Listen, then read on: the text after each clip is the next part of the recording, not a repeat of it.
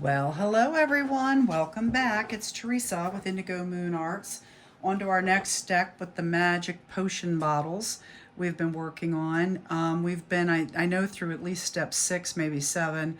But anyway, what we're making are these. We are making magic potion bottles. And if you shake them, you can see they have a beautiful pearlescence in them, and they are very, very cool.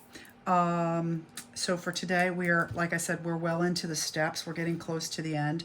And where we are now is I'm just adding the findings around the bottle to dress them up. Findings are the pieces, the jewelry components and things that we do to enhance them, the embellishments. And so for now, I'm going to, for this bottle, I have two choices. We're only working on one this time. I could do a lovely wrap here like this for our bottle, or I could do something smaller because that's a little meaty or hearty for that size bottle, which is I do like this quite a bit. Let's wrap it a couple times, shall we? I don't think I want it on that side, so let's do like this. Yeah, let's wrap it a couple times. Come on back around there, buddy. And what we're gonna do, let me see if I can get it up a little farther. We're developing as we go.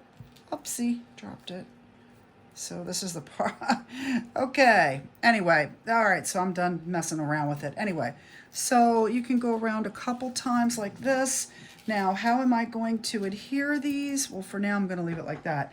I'm going to get, sorry for reaching across, my handy dandy little tools here. These are my little pliers, my little jewelry pliers, and we're going to take a jump ring. A jump ring is simply the connectors, basically, in jewelry. So I'm going to take a jump ring. This is an antique bronze jump ring. It's the smallest one I have. Otherwise, I'd use smaller. And I'm going to connect these two pieces of bracelet type, whatever they are. I just wrapped them for now. And we're going to adhere them together. I've got to get in there. This is the part that's really awkward for me, so bear with me. It's going to take me a minute to grab it. It's like fishing. Okay. Did I get it? Sometimes I don't get it. It looks like I get it. And then I didn't get it. Did I get it? It's like threading a needle. I can't really tell if I got it. I don't think I did. Ugh. This part is the hardest part. It's so hard. So if I learn how to do my videos, how to edit them, then we can cut out this pain in the butt part that takes time. But anyway, I struggle with this. I don't have big hands, but in this particular case, this is a very fine, it is like threading a needle. And I can get the one, oh, look, I got it. I can get the one, but then getting the second one, no, I didn't even get that one. Ah! All right, well, I apologize for I don't know if you can speed up or whatever, but anyway, this is how we do the findings. And I picked a really small one to work with, and now I'm struggling. I am struggling with it. So if I could just, I have this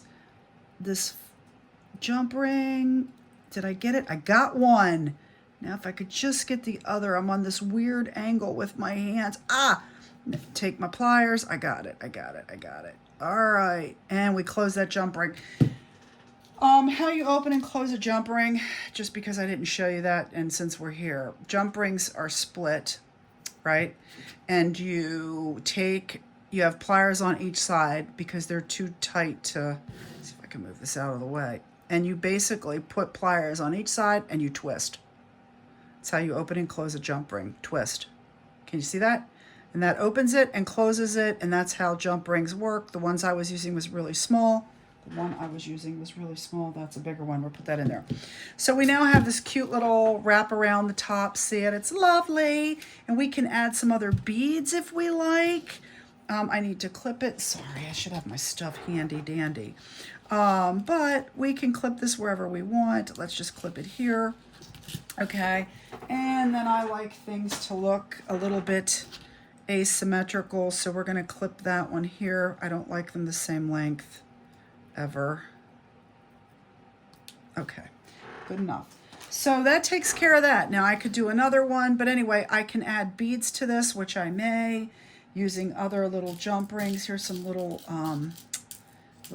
gold jump rings. I don't always have the right materials. This requires a really little teeny tiny jump ring that I don't have in gold, but if I did, okay, so there's the jump ring.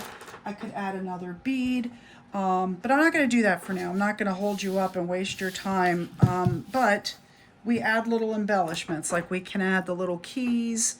We can add, these are the little bead dot baubles that we make these baubles using the jewelry findings and beads, which I have. You can add these little accents. These are just cabochons. These are rhinestone cabochons.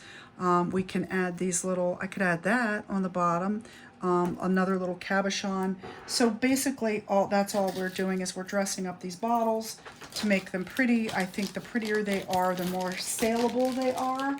So there's a, be dressy, but know when to edit. So with that being said, are we ready? Are we ready to move on to the most important part of this process, which is sealing with wax? And that is tough. I burn myself. So I'm not a fan of, I'm going to have a disclaimer if I want to show you how to do it, because I have to worry that you could end up burning yourself because you are using a candle and wax. And maybe I shouldn't even show you guys that, even though I should, because I don't need somebody getting upset with me if they burn themselves. So maybe I'll just explain the process. Anywho, thanks for joining me. We have one more step and then we're done our great little bottles. See you soon. Bye now.